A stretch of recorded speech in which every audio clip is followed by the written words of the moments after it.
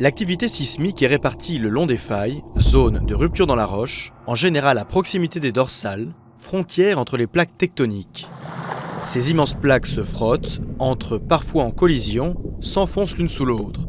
De l'énergie est accumulée le long des failles. Lorsque la limite de résistance est atteinte, il y a rupture et déplacement. L'énergie accumulée est libérée, un séisme se produit. Après la secousse principale, des répliques se produisent. Elles correspondent à des réajustements des blocs voisins de la faille.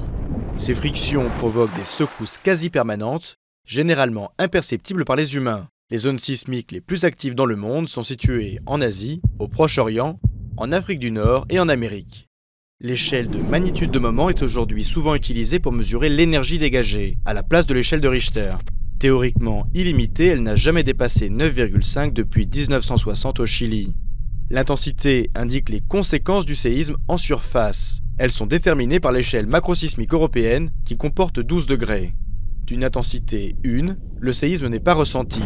Le niveau 12 correspond à une modification totale du paysage. Par la suite, les phénomènes induits peuvent être, entre autres, des glissements de terrain, des avalanches ou des tsunamis.